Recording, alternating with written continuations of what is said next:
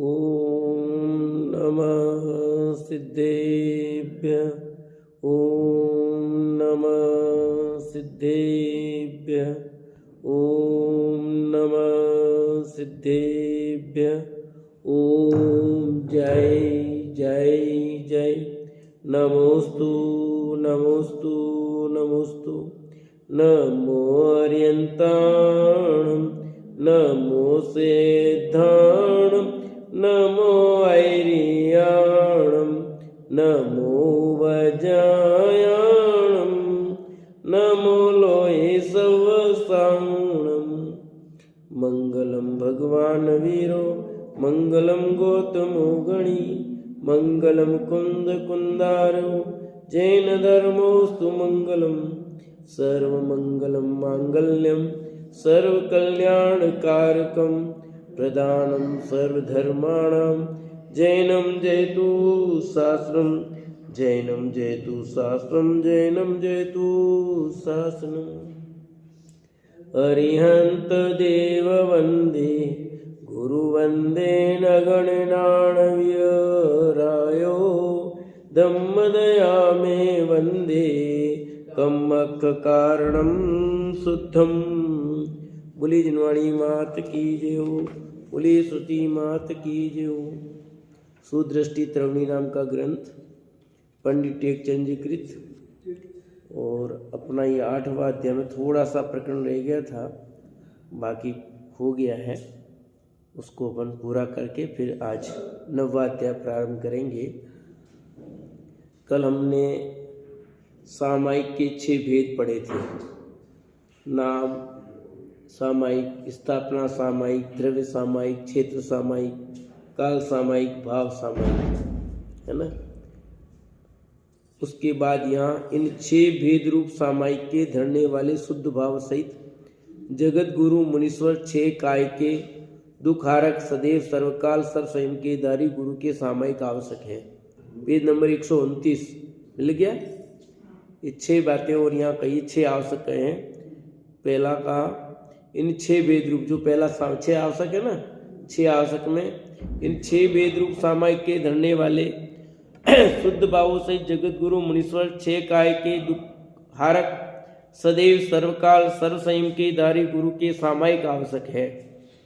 दूसरा स्तवन आवश्यक, यतीश्वर के द्वारा बारंबार की गई अरहंत सिद्ध की स्तुति स्तवन आवश्यक है। किसकी? कि मुनिराज द्वारा अरहंत सिद्ध की जो स्तुति की जाती है वो क्या कहलाती है? स्तवन आवश्यक। तीसरा वंदना आवश्यक, अरहंत सिद्ध को मन वचन काय से बारंबार नमस्कार करना वंदना आवश्यक है। कि मुनिराज अरहंत सिद्ध को बारंबार नमस्कार करते हैं, ये वंदना आवश्यक हुआ। किसी प्रमादवश संयम में दोष लग जाने पर उसे याद करके उसे दूर करने की क्रिया करना प्रतिक्रमण आवश्यक है। कि जो प्रमादवश संयम में कुछ भी दोष लगा है, अपराध हुआ है समझो, उसको याद करके उसे दूर करने की क्रिया का नाम प्रतिक्रमण है। और पाप क्रिया का त्याग ये प्रत्याख्यान है। शरीर से मोह रहित होकर प्रवर्तना, ध्यान रूप होना, शरीर त्याग रूप उदास भावना, कायोसर्ग आसन से बैठना, कायोसर्ग आवश्यक है। ठीक है, शरीर से मोह रहित होकर के प्रवर्तन करना भी कायोसर्ग है। ध्यान रूप होना, शरीर के त्याग रूप उदास भावना रखना, कायोसर्ग आसन से बैठना, ये सब कायोसर्ग आवश्यक है। इस प्रकार 5 महाव्रत, 5 समिति, पंचेंद्रिय वशीकरण, 6 आवश्यक, 7 शेष गुण, इन 28 मूल गुणों की रक्षा रूप सदैव प्रतने वाले गुरु वंदन करने योग्य हैं। 28 मूल गुणों में यहाँ पर सब चर्चा की। उसकी मूल गुणों में से ऐसा समिति के अंतर्गत 46 दोष, 32 अंतराय की भी चर्चा की। 14 मल दोष रहित शुद्ध ऐसा समिति सहित मूल गुण वर्णन नामक ये 8वां पर्व पूर्ण हो गया। 7 शेष गुण की चर्चा इसमें नहीं की, पर 5 महाव्रत, 5 समिति, 5 इंद्रिय विजय, 6 आवश्यक की चर्चा की। इस प्रकार ये अध्याय पूरा हुआ 8वां। अब 9वां पर्व अपन लेते हैं, जिसमें मुनि धर्म और भेद वर्णन की चर्चा यहाँ की है। बहुत विस्तार के साथ में उसकी चर्चा यहाँ लेते हैं। आगे पुनः मुनि धर्म की प्रवृत्ति कहते हैं। वह 13 प्रकार के चारित्र रूप उत्तम धर्म में से 5 महाव्रत 5 समितियों का स्वरूप तो पहले के आए हैं, अब 3 गुप्ती का स्वरूप कहते हैं। 13 है ना व्रत, तो 5 महाव्रत 5 समिति तो कह दी, 3 गुप्ती का वर्णन वाणी किया यहाँ करते हैं। जिसके मन का सब चिंतन जिन आज्ञा के अनुसार हो, सर्व जीवों को सुखरूप प्रमाद रहित मन का विचार अपने अभिप्राय बिना अन्य रूप नहीं हो, उसे मनवशी जानना, इसी का नाम मनोगुप्ती है। मन को वश में करना मन गुप्ती। तो क्या क्या होगा इसमें? तो पहली बात तो लिखी कि जिसके मन का सब चिंतन जिन आज्ञा के अनुसार होता है, कि वो जो भी चिंतन करते हैं मुनिराज, वो जिनेंद्र भगवान ने जैसा बताया उसके अनुसार होता है। जिन आज्ञा के अनुसार मतलब जिनेंद्र भगवान की दिव्यदनी में जैसा आया है, जैसा उन्होंने स्वरूप बताया है, उसके अनुसार होता है उनका चिंतन, उससे विरुद्ध नहीं होता। सर्व जीवों को सुखरूप प्रमाद रहित मन का विचार, कि सर्व जीवों को सुखरूप, किसी कोई जीव दुखी हो ऐसी भावना नहीं, सर्व जीव सुखरूप प्रमाद रहित मन का विचार, मन में किसी प्रकार का प्रमाद नहीं, अपने अभिप्राय बिना अन्य रूप नहीं हो, अपने अभिप्राय बिना अन्य रूप नहीं हो, उसे मनवशी जानना, यानी हमारा मन है उसके अनुसार टिका रहे, अपने अभिप्राय के अनुसार मन स्थिर हो जाए, अन्य रूप नहीं होना, इसी का नाम मनोगुप्ती है। फिर वचन गुप्ती, जिनके वचनों का बोलना स्वपरहितकारी, जिन आज्ञा के अनुसार हो, आत्मा के अभिप्राय बिना प्रमाद रूप वचन नहीं बोलते, इस प्रकार प्रमाद रहित शुद्ध सत्य जिन आज्ञा अनुसार वचन बोलने वाले को वचन वशी जानना, इसी का नाम वचन गुप्ती है। कि यदि मुनिराज बोलेंगे तो कैसा बोलेंगे? कि स्वपर हितकारी, अपना भी तो पर का भी तो, ऐसे हितकारी वचन बोलेंगे, जैसा कि जिनेंद्र भगवान के अनुसार है। फिर अगली बात, आत्मा के अभिप्राय बिना, यानी अपने अभिप्राय के बिना प्रमाद रूप वचन नहीं बोलते, ऐसे वचन नहीं बोलते जिससे प्रमाद उत्पन्न हो। प्रमाद में हिंसा, झूठ, चोरी, कुशल प्रयोग सब प्रमाद में आते, ध्यान रखना। प्रमाद का अर्थ अपन जो समझते नहीं, प्रमाद में हिंसा, झूठ, चोरी, कुशल प्रयोग ऐसे वचन, प्रमाद के वचन मतलब हिंसा रूप वचन नहीं, झूठ रूप वचन नहीं, चोरी कुशल प्रयोग रूप वचन नहीं, इन्हें 5 पाप रूप वचन नहीं। भाषा समिति में इसमें क्या फर्क है? भाषा समिति और इसमें क्या फर्क है? फर्क तो है, यहाँ तो सचमुच नहीं बोलने की बात है, पर लिखा है भाषा समय में तो हित में प्रिय बोला जाता है। मन गुप्ती, वचन गुप्ती, काय गुप्ती में तीनों मौन रूप पाते हैं, पर यहाँ पर यही बात आई है। हाँ, यहाँ तो बोलना ही लिखा है। इस प्रकार प्रमाद रहित शुद्ध सत्य जिन आज्ञा अनुसार वचन बोलने वाले को वचन वशी जानना, कि वचन बोलेंगे तो कैसे? कि प्रमाद रहित शुद्ध सत्य जिन आज्ञा अनुसार वचन बोलने वाले को इन्होंने वचन वशी कहा है। फिर काय गुप्ती किसका नाम है? जहां शरीर की प्रवृत्ति समिति पूर्वक हो, अपने अंगों पांगों का हलन चलन आदि सभी जिन आज्ञानुसार हो, महादया भावों सहित शांत मुद्रा सहित रहना, अशुभ तन की सुश्रुषा रूप नहीं रहना, अपनी काया से भी कोई प्राणी भयभीत नहीं हो, ऐसी सौम्य मुद्रा बनाकर रहना, आत्मा के अभिप्राय बिना काय क्रिया प्रमाद से नहीं करना, काय को वश में करना काय गुप्ती है। मन को वश में करना मन गुप्ती, वचन को वश में करना वचन गुप्ती, और काय को वश में करना काय गुप्ती। ये सब व्यवहार की बात है, व्यवहार का ही कथन चल रहा है, अभी व्यवहार का वर्णन चल रहा है। जहां शरीर की प्रवृत्ति समिति पूर्वक हो, कि काय की प्रवृत्ति कैसी हो, समिति, 5 प्रकार की जो समिति बताई है उसके अनुसार, अपने अंगोपांग का हलन चलन आदि सभी जिन आज्ञा अनुसार हो, यानी आपका अंगोपांगों का हलन चलन जो भी आप चलते हैं, तो इसमें भी जिनेंद्र आज्ञा है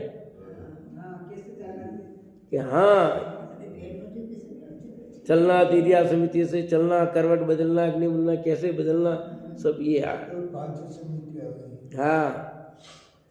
माँ दया भाव सहित शांत मुद्रा सहित रहना, कैसे रहे कि शांत मुद्रा सहित रहना, अशुभ तन की सुस्रारूप नहीं रहना, कि शरीर की क्रिया ऐसी नहीं हो जो अशुभ रूप हो, अपनी काया से कोई भी प्राणी भयभीत नहीं हो, ऐसी सौम्य मुद्रा बनाकर रहना, कि अपने शरीर की ऐसी काया नहीं होनी चाहिए, ऐसी एक्टिविटी नहीं होनी चाहिए जिससे क्रोध रूप हो, मान रूप हो, सौम्य मुद्रा होनी चाहिए, लोगों को डर लगे ऐसी मुद्रा नहीं, डरावनी मुद्रा नहीं। आत्मा के अभिप्राय बिना काय क्रिया प्रमाद से नहीं करना, आत्मा के अभिप्राय बिना सब मिलकर अपनी इच्छा के विरुद्ध नहीं होनी चाहिए। काय को वश में करना काय गुप्ती है। ये 13 प्रकार का चारित्र जानना, इस चारित्र सहित जो मुनि हैं उन्हें सच्चे गुरु जानना, ये गुरु ही सम्यक दर्शन, सम्यक ज्ञान, सम्यक चारित्र रूप रत्नत्रय सहित है। सम्यक दर्शन, सम्यक चारित्र का स्वरूप तो पहले ही कई आए हैं, कैसे रत्नत्रय के धारी जो है वही सच्चे गुरु हैं, ऐसे 13 प्रकार का चारित्र जिसके होता है वही सच्चे गुरु हैं। और सम्यक दर्शन, सम्यक ज्ञान, सम्यक चारित्र का स्वरूप पहले कह दिया है। यहाँ सम्यक ज्ञान का स्वरूप कहते हैं। सम्यक ज्ञान 5 प्रकार का है। जिन आज्ञा अनुसार स्वपर पदार्थों का स्वभाव जानना सम्यक ज्ञान है। सम्यक ज्ञान के कितने भेद किए? 5 भेद किए। इसका स्वरूप आगे कहेंगे, वहां से जानना। फिर इस शुद्ध रत्नत्रय के धारी योगीश्वर सम्यक दृष्टियों के गुरु हैं, पूजने योग्य हैं। यही गुरु महाधीर कर्म शत्रु के जितने को महासामंत समान, तन ममत्व त्यागी, जगत गुरु कर्म शत्रुओं द्वारा किए गए महाघोर परिसों को सहन करने में साहसी हैं। कि ऐसे शुद्ध रत्नत्रय के धारी जो मुनिराज हैं वे सम्यक दृष्टि ही वे गुरु हैं सचमुच, और वे पूजने योग्य हैं। वे किस प्रकार परिसों का पालन करते हैं, परिसय क्या होते हैं, वो आगे 26 नंबर की गाथा में कहते हैं। उन परिसों के 22 वेद, परिसों के कितने वेद हैं? 22 वेद। वो कहते हैं क्षुदती ससीतीय उष्णऊ दंसानगणाय अर्तितीय सज्जाए आसन शयन कुवयणम बदबंदा जाचना लाभो गदतन फांसय मल्ले सत्कारो पुरस्कार पन्नाय अन्नाणो य अदंसण सव्वे 22 मुन सदीरा। पढ़ो।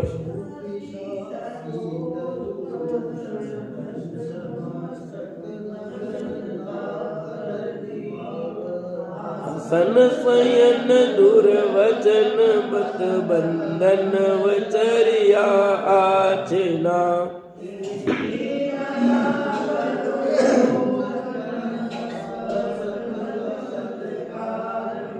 पुरुषकार प्रज्ञा अदर्शन अज्ञान सते मुनिवरा। अब 22 परिसों के नाम देखो।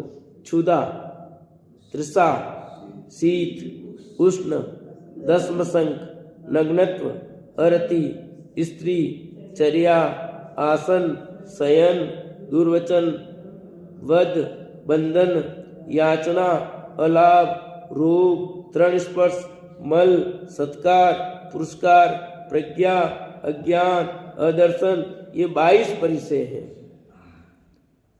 अब इनका अर्थ कहते हैं, एक एक का यहाँ पर 22 प्रकार के जो परिचय हैं उनका एक एक का अर्थ कहते हैं। बहुत सारी बातें तो आ चुकी है, जैसे क्षुधा तृषा की पहले भगवान के दोष में आ गई थी, यहाँ अलग बात है। पहला क्षुधा के विषय में, जहाँ मुनीश्वर अनेक उपवास के बाद पारणा के लिए भोजन के समय नगर में जाए, अंतराय आ जाने पर यति व्रत के लोभी मुनिराज वापिस पुनः वन में आ जाते हैं। देखो, क्षुधा के शरीर मां क्षीण हो जाता है, तथापि जगत गुरु परिणति को खेद रूप नहीं करते हैं। अन्न के बिना शरीर से अपनी सत्ता छोड़ दी, तथापि यति ने अपने मन का पुरुषार्थ नहीं छोड़ा।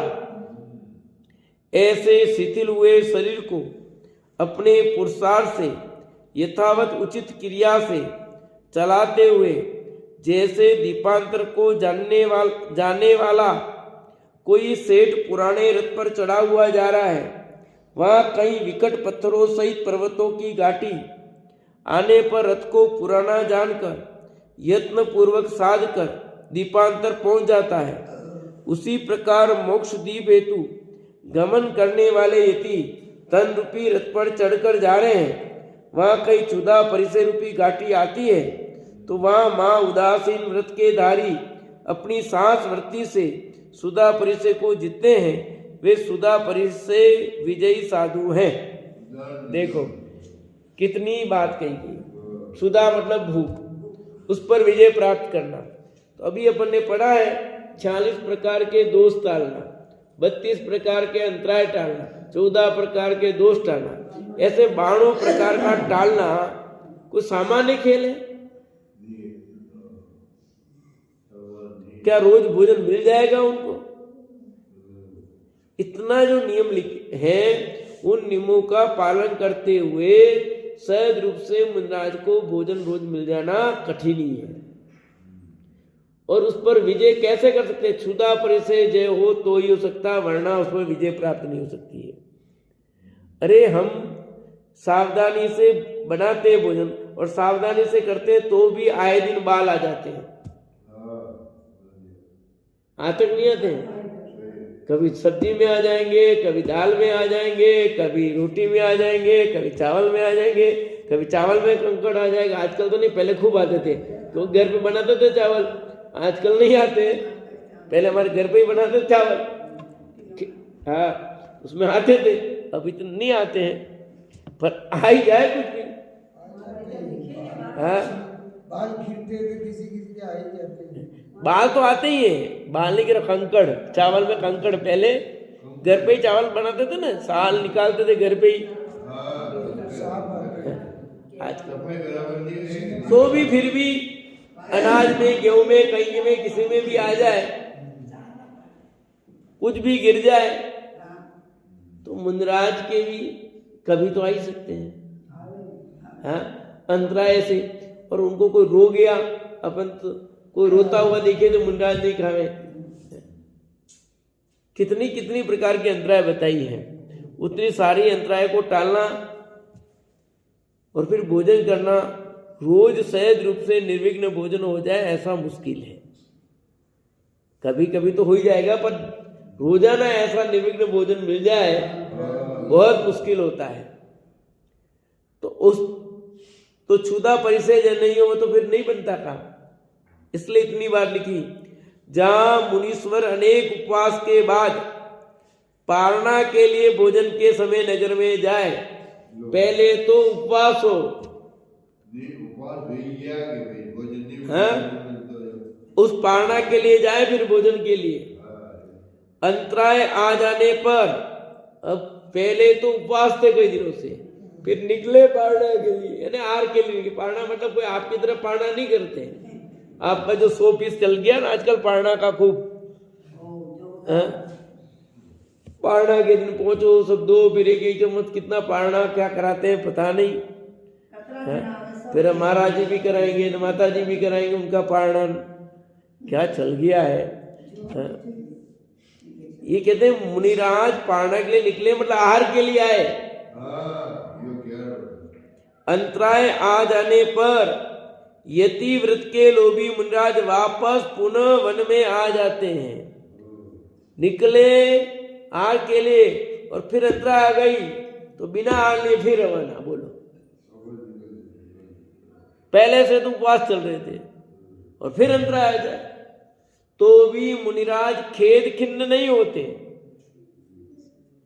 बल्कि और प्रसन्नता का अनुभव व्यक्त करते हैं। दादा ने दिया ना सुन उदाहरण कि 1 महीने का उपवास था और आर के लिए आए, 1 कोर लिया और फिर वापस चले, फिर 1 महीने का उपवास कर लिया। तो लोग क्या कहेंगे, काहे को इन्होंने इतना मुंह झूठा किया कोर के लिए फालतू में, कम से कम 2 महीने का रिकॉर्ड तो बन जाता। तो मुनिराजों को ऐसा कोई रिकॉर्ड नहीं बनाना है, उनको आर का विकल्प आया, आ गए। अब आर का विकल्प नहीं है तो नहीं है, कोई आपके तरह रिकॉर्ड तो बनाना नहीं है। विकल्प आए आर के लिए तो उतर जाते हैं, नहीं विकल्प है तो नहीं उतरते हैं। क्षुधा से शरीर मां क्षीण हो जाता है, क्योंकि शरीर की जो खुराक है वो नहीं मिलेगी तो वो तो कमजोर होगा ही होगा। तथापि जगत गुरु परिणति को खेद रूप नहीं करते, पर वे जगत गुरु अपनी परिणति को खेद रूप नहीं करते हैं। अन्न के बिना शरीर ने अपनी सत्ता छोड़ दी है कि शरीर के लिए जो आवश्यकता थी वो मिली नहीं तो ये कमजोर हो गया, अपनी सत्ता इसने छोड़ दी है। तथापि तो भी यति ने अपने मन का पुरुषार्थ नहीं छोड़ा, पर अपने मन में जो पुरुषार्थ है उससे हार नहीं मानी है, मन से नहीं हारे। शरीर तो कमजोर हुआ ही है, उसको कुछ नहीं कर सकते शरीर को। तो ऐसे शिथिल हुए शरीर को अपने पुरुषार्थ से यथावत उचित क्रिया से चलाते हुए, यथावत उचित क्रिया से जितना हिसाब से, जैसे दीपांतर को जाने वाला, उदाहरण दिया वो ध्यान समझने जैसा है कि दीपांतर को जाने वाला कोई सेठ पुराने रथ पर चढ़ा हुआ जा रहा है, वहां कहीं विकट पत्थरों से पर्वतों की घाटी आने पर रथ को पुराना जानकर यत्न पूर्वक साध कर दीपांतर पहुंच जाता है कि जो रथ है वो पुराना है, अब वो तो साफ से चलेगा। तो कंकड़ पत्थर सब आएंगे तो वो ऐसी उस गाड़ी को, उस रथ को ऐसी जगह से निकालता धीरे धीरे ताकि खराब भी नहीं हो बीच में और अपने गंतव्य में पहुंच जाए। उसी प्रकार मुनिराज के लिए लिखा, उसी प्रकार मोक्ष दीप हेतु गमन करने वाले, इनका कौन सा दीप है? मोक्ष का दीप। मोक्ष दीप हेतु गमन करने वाले यति तन रूपी रथ पर चढ़कर जा रहे हैं। रथ कौन है? शरीर। वहां कहीं क्षुधा परिचय रूपी घाटी आती है, ये घाटियां आई, भूख लगी, ये कंकड़ पत्थर घाटियां हैं। वहां मां उदासीन व्रत के धारी अपनी सांस वृत्ति से सुधा परिचय को जीतते हैं। अपनी सांस वृत्ति से उसको क्या करते हैं? सुधा परिचय को जीतते हैं। हम खेत से बैलगाड़ी जब लेके आते थे तो क्या पहाड़ी बाग भी था, तो पहाड़ी बाग से तो लाते तो अभी तो डामर बन गए, उसमें डामर वामर थे, कच्चे बिल्कुल सटके थे, पत्थर बहुत होते थे। तो ऐसे पत्थरों से गाड़ी निकालना हमको बहुत ध्यान रखना पड़ता, नहीं तो गाड़ी उलट जाती थी बैलगाड़ी पूरी। जरा सा बैल को हमने गलत चला, 1-2 बार तो मेरे हाथ से पूरी गाड़ी हो गई, बैलगाड़ी पूरी। तो सावधानी, मतलब बैल चलाने का किधर टिक है तो कैसे निकालना, उतर करके ध्यान से उस गाड़ी को निकालना पड़ता था। फिर पहले ऊपर बैठे, फिर नीचे उतरो, नीचे उतर के बैल को ढंग से, खड्डा नहीं हो, खड्डे से निकाल के बचा करके उस गाड़ी में से निकाल के लाते थे। ये बात आई तो मुझे याद आती। हाँ, तो ऐसे ही मुनिराज, अब ये विकट स्थिति आई है ना, तो उस विकट स्थिति को भी कैसे निकालेंगे? इसमें क्या स्पीड नहीं रखेंगे चलने की, धीरे स्पीड के जाना है तो धीरे स्पीड, अपने उपयोग को स्वाध्याय के माध्यम से, तत्व चिंतन के माध्यम से, स्वरूप में विचरण के द्वारा उपयोग को स्थिर करते हुए आगे बढ़ा देंगे। वह एक क्षुधा परिचय विजयी साधु है। दूसरा तृषा मतलब प्यास। जो गुरु अनेक दुर्धर घोर तप उपवास करते हैं, जेठ मास की तीव्र धूप का निमित्त पाकर शरीर में तपन की ज्वाला हुई। ऐसी ऋतु में भोजन को नगर में गए वहां प्रगति विरुद्ध दाहकारी भोजन का निमित्त मिला, या मासोपवासी को नगर में अंतराय हुआ। उसके कारण तन में तृषा की वेदना बढ़ जाने से संपूर्ण शरीर अग्निवत तपने लगा। नेत्रों के आगे अंधेरा छाने लगा, नेत्रों से चिंगारी फूटने लगी, नेत्र पलटने लगे इत्यादि रूप से तृषा की बाधा सहते हुए धीर साधु वितरागी मुनि खेदभाव नहीं करते हैं, वे तृषा परिचय विजयी साधु हैं। आप सोचो, ये कल्पना करो, ये सब कब संभव है? इस देह के प्रति मोह टूटा हो तब ये संभव है। देह के प्रति ममत्व हो तो ये संभव ही नहीं है। ये परिचय नहीं जीत सकता। देह के प्रति ममत्व हो तो तड़पड़ाहट होगी, चैन नहीं पड़ेगी।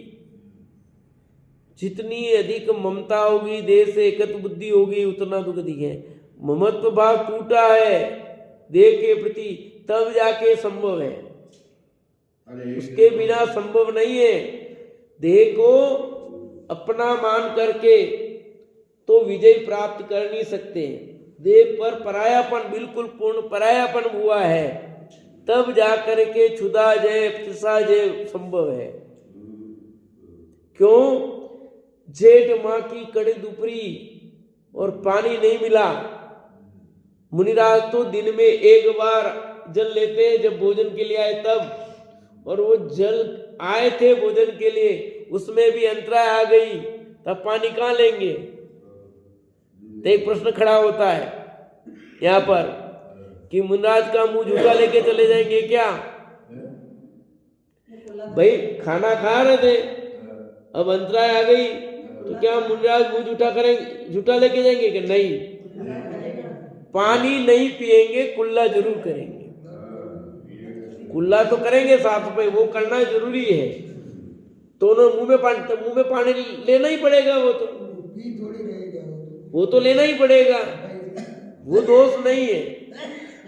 उससे भी बहुत कुछ की बात नहीं, जो चीज होनी वो तो होगी ना। अंतराय आने पर आहार करते करते अंतरा आ गई तो मुंह में जो था, अब वो जो बचा हुआ है उसको साफ तो करना पड़ेगा ना। कुल्ला तो करेंगे ही, मुंह साफ नहीं करेंगे क्या? ऐसा झूठा लेके थोड़ी जाएंगे, फिर तो उनका ध्यान नहीं हो पाएगा, बार बार उपयोग में आ जाएगा। अरे अपने दांत में चिपक जाती कोई चीज, उपयोग जीभ वहां बार बार जाती है। इसलिए कुल्ला वो साफ सफाई मुनिराज करेंगे, पर पानी नहीं पिएंगे। अब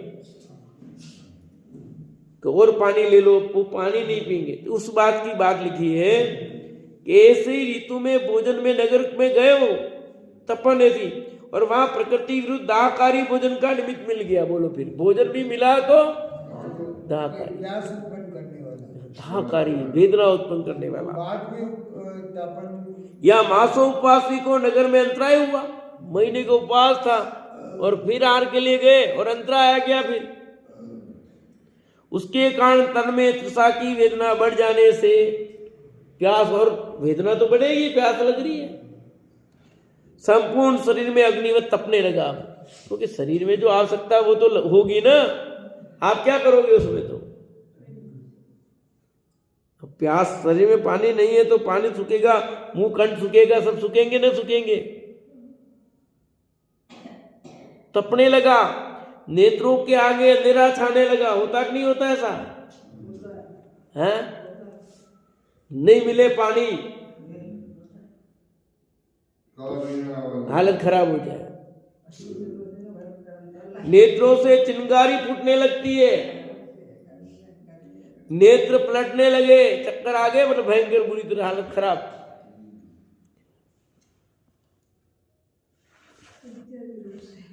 नेत्र पलटने लगे इत्यादि, नेत्र पलन इत्यादि रूप से तृषा की बाधा सहते हुए धीर साधु वितरागी मुनि खेदभाव नहीं करते हैं, वे तृषा परिचय विजयी साधु हैं कि ऐसी प्यास लगने पर भी वे उस पर खेद खिन्न नहीं होते हैं, आकुल व्याकुल नहीं होते हैं। तो दिख तो रहा है चिंगारी पड़ रही है, नाकुल व्याकुल नहीं हो रहे हो। तो शरीर का क्रिया होना अलग बात है और अंदर में खेद खिन्नता होना दोनों अलग बात है। कि ऐसा होता है कि ऐसा क्यों नहीं हो सकता भाई? अब शरीर की वेदना तो शरीर का काम करेगी ना, वो तो उसमें तो क्या करोगे आप? अंदर में उसके परिणाम खेद खिन्न रूप नहीं है। बाहर में तो आप शरीर की क्रियाएं जो दिखेगी वो दिखेगी, चक्कर आ गए गिर गए तो दिखेंगे आपको, चक्कर आते हुए दिखेंगे, गिरे हुए दिखेंगे, सब दिखेंगे, चिंगारी फूटती हुई दिखेगी, सब दिखेगी, पर अंदर से उनको इस बात का खेद खिन्न नहीं है। ये तृषा विजयी है। इससे बढ़िया था पानी पी लेते हैं, क्यों विवेक जी? इससे बढ़िया था पानी पीते चक्कर नहीं और स्वाध्याय करते हैं। हाँ, और भोजन आपने ऐसा दे दिया इससे बाद में बहुत प्यास हो सकता है ना, ऐसा है ना, जैसे मान लो आपने बाटी खा ली, जैसे बाटी खाते ना और पानी पीने से कुछ नहीं होता, बाद में परेशानी होती है। तो होती है ना, प्यास ज्यादा लगेगी, इसलिए सब चीजों की सावधानी रखनी पड़ती है। क्योंकि दिन में एक बार पानी जो भोजन है तभी लेते हैं मुंडियाज हमारे तो, और पानी इनको आपने पानी भी सही चाहिए आपको। आपने इतना उबलता हुआ ही पानी दे दिया, पिया ही नहीं जाए। अब मुंडाज तो अब लेंगे कैसे बताओ? ले भी लिया तो वो अब लेंगे कितना लेंगे आप ही समझो, कैसे लेंगे? क्योंकि वो तो उतना ही लेंगे कि बार मुंह धुला धुला उतना ही तो लेंगे। अब इस तरह से उनको शरीर की वेदना है, हाथ में भी इतना गर्म पानी सहा नहीं जा रहा, मुंह में लेंगे जीभ जलेगी, सब होगी, तो वो खुला करना उतना पानी लेंगे। उबलता हुआ पानी चाहिए, पर कैसा उबलता, तुम कैसा पानी दे रहे हो? कई बार ये परेशानी होती है, उबलता ला के ऐसा पानी रख देते पिया नहीं जाता है। अभी बोला खाने के लिए जाते पानी, तो वो ला के ऐसा गर्म भेजे, भैया उबलता पानी ऐसा नहीं चाहिए। अब पानी तो मुंह में जाना चाहिए कि नहीं जाना चाहिए? हाँ, कई बार हुआ मेरे साथ, तो एक बार नहीं हुआ, कई बार हुआ। तो मुंडाजों की क्या हालत होती होगी पता नहीं, मुझे विचार करता हूँ।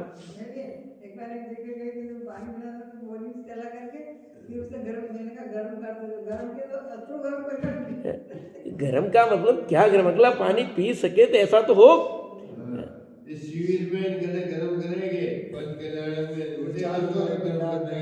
ये सब चीजें मतलब इसका कारण क्या है? वो खुद तो पानी पीता नहीं गरम, तो उनको विवेक तो होता नहीं है वो। अब जो खुद गर्म पानी पीता हो तो उसको तो विवेक होता है कि कैसे लाना, कितना गर्म करना है। अब जो पीता ही नहीं है वो, उसका गर्म का कोई पैमाना नहीं होता है, वो तो ठीक है गर्म भी चल लिया और तो सही कारण ये होता है। अब जो सोच का खाता नहीं है, वो सोच का उसके दिमाग में क्या, वो तो ठीक है, उनके सोच के हिसाब से परिभाषा ही नहीं होती। कई चीजें ऐसी हैं, तो जो मुंडराज का स्वरूप समझना पड़ेगा अंदर बैठ करके। हम मुंडराज को हम घी दे रहे हैं, आज कौन सा घी खिला रहे पता ही नहीं है, शुद्ध घी नहीं है, कैसे खिला रहे पता नहीं। देखिए तीसरा, शीत परिचय विजय साधु। जो राज्य अवस्था में शीत की बाधा मिटाने के अनेक उपाय करते थे, अग्नि, रुई, रोम, साल, दुसाले, रजाई, कोमल स्त्री के तन का उष्ण स्पर्श, अनेक गर्म मेवा, भोजन और औषधि आदि रस भोगना, अनेक महलों के गर्भगृह में अंदर सोना इत्यादि गृहस्थ अवस्था में तन के लिए यत्न करते थे। वे अब यति पद में नदी तट, चौपट, वन इत्यादि शीत के स्थानों पर बैठने वाले योगीश्वर, समता रस पीते हुए, ध्यानाग्नि की उष्णता में तपते हुए, शीत की बाधा नहीं गिनते, वे शीत परिचय विजयी साधु हैं। कि पहले राजमहल में थे या घर में थे तो घर में ठंड मिटाने के सब उपाय करते थे, पर अब घर में रजाई है, आग जला दी, 50 उपाय जो भी थे करते थे, इसमें बहुत कुछ लिखा है, समझे कि नहीं? वो सब उपाय करते थे, पर अब वे ही मुनिराज, वही व्यक्ति जो आज मुनि पद को धारण किया है, नदी के किनारे जाकर बैठे हैं। हमारे देह के प्रति ममत्व टूटा है कि नहीं, परीक्षण हो रहा है। चौपर चौराहे आदि खुले स्थान पर जाके बैठे हैं। खुले स्थान पर ज्यादा हवा लगती नहीं लगती है। वन इत्यादि शीत के स्थानों पर बैठने वाले योगीश्वर संतारस पीते हुए ध्यानाग्नि की उष्णता में तपते हैं। अब कौन सी अग्नि में तप रहे हैं? ध्यान अग्नि रूपी उष्णता में तपते हैं। शीत की बाधा नहीं गिनते, वे शीत परिसे विजयी हैं। वे शीत परिसे विजयी हैं कि वे मुनिराज क्या करते हैं? ठंड से बचने का उपाय क्या करते हैं? कि ध्यान रूपी अग्नि, उनके लिए वो अग्नि नहीं है। सब तरफ वो कर दो। अभी डाला था किसने? महाराज जी जा रहे हैं, चारों तरफ वो पूरा बॉक्स बना दिया है। महाराज जी को ठंड नहीं लगी और पूरे बॉक्स, उस बॉक्स के अंदर से महाराज जी जा रहे हैं पूरे। बॉक्स साथ लेके चल। हाँ, पूरा ऐसा चल रहा है, उसमें पहिए लगा दिए चारों और वो चलता जा रहा है, उसमें चल रहे हैं। यहाँ कह रहे हैं कि कुछ भी उपसर्ग कर रहे हैं मुनिराज जी। उपसर्ग है ना, जैसे उस बिल ने किया था, चारों पर आग लगा दी, उसका भाव नहीं था उसका। तो ऐसे अब हमारा भले भाव, आपका मुनिराज को ठंड लगे था भाव है, पर ये मुनिराज के लिए उपसर्ग हो जाता है भाई। मुनिराज के लिए उपसर्ग हो गया है। यहाँ कह रहे हैं कि मुनिराज ध्यान अग्नि तपते हैं, ये किसी भी अग्नि में नहीं तपते। मुनिराज के लिए हीटर नहीं लग सकता। आप लगा देते हो हीटर, पर मुनिराज हीटर नहीं लगाते। मुनिराज किसी प्रकार की ठंड मिटाने के लिए रजाई नहीं ओढ़ते हैं। रजाई नहीं ओढ़ते मतलब कुछ भी नहीं ओढ़ते। पहले परार में रहते थे, आजकल वो ये कागज के लिए, इसके क्या कहते हैं, नारियल के सब देखे, नारियल के बनाने। पर ये यहाँ तो बिल्कुल उचित मना किया भैया, मना ही है। ये सब तो मना ही है। क्योंकि यहाँ तो कह रहे शीत में कहाँ जाते हैं? नदी किनारे जा रहे हैं।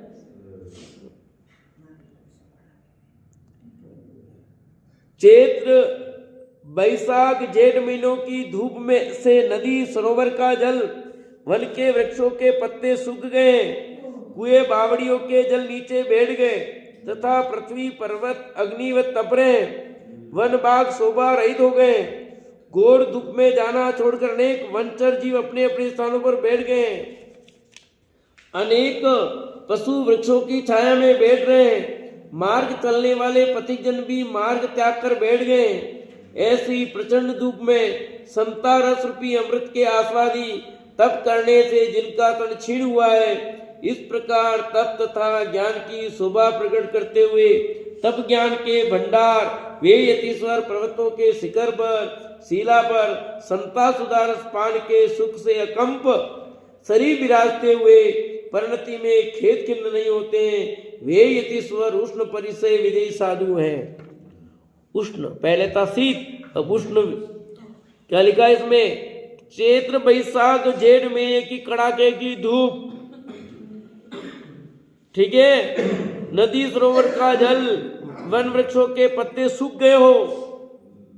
हाँ, नदी सरोवर का जल सूख गया है, कुएं बावड़ी का पानी नीचे चला गया है, बैठ गया है, और पर्वत आग उगल रहे। आग जल जाती है ना पर्वतों पर भी, देखना आए दिन आएगी। जैसे बाग शोभा रहित हो गए, तो सूखा हो गया सब। घोर धूप में जाना छोड़ करके वनचर भी जीव अपने ठंडे स्थानों पर चले जाते हैं, गुफा में चले जाते हैं। अनेक पशु वृक्षों की छाया में बैठ रहे हो। मार्ग चलने वाले पथिकजन भी मार्ग त्याग कर बैठ गए हैं, छाया में बैठ जाते हुए घर में गुदुक जाते हैं। ऐसी प्रचंड धूप में भी मुनिराज क्या करते हैं? ये समता रस रूपी अमृत के आस्वादी मुनिराज तप करने से जिनका तन क्षीण हुआ, शरीर कमजोर हुआ है, इस प्रकार तप और ज्ञान की शोभा प्रकट करते हुए तप ज्ञान के भंडार में यतीश्वर पर्वतों के शिखर पर जाते हैं। बोलो हाँ, पर्वत की शिखर पर जाकर के ध्यान करना चाह रहे हैं, शिला पर बैठ रहे हैं। समता सुधारस पान के सुख के से कम बडोल शरीर विराजते हैं वो, कि ऐसी भयंकर गर्मी हो रही है पर उस गर्मी से भी डरते नहीं, बल्कि कई बार अपनी परीक्षा के लिए वे पर्वतों के शिखर पर हर समय बैठेंगे, ऐसा नहीं है। हाँ, ऐसा नहीं कि बैठेंगे कि जाएंगे अपने शरीर पर्वतों के शिखरों पर जाके बैठ जाएं, शिला पर जाके ध्यान करें।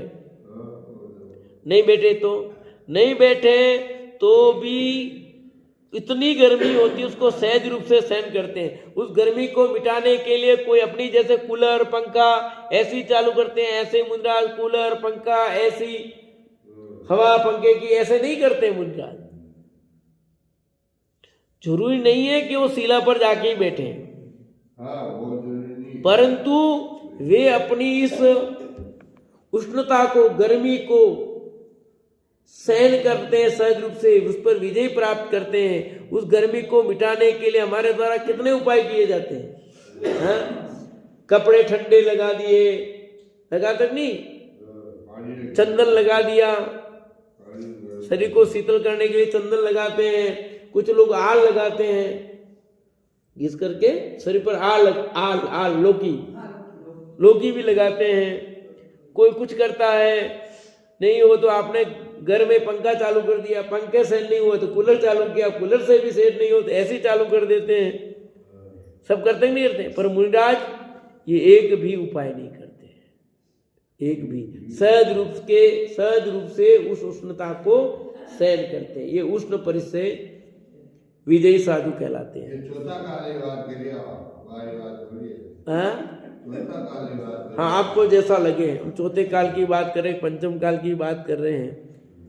पंचम काल में भी वही बात है, चतुर्थ काल में भी वही बात है। कुछ नियम होते हैं जो सदा एक जैसे होते हैं, कुछ बातें होती है वो चेंज होती है। स्वभाव और गुण जो होते हैं उसमें चेंज नहीं होता कुछ।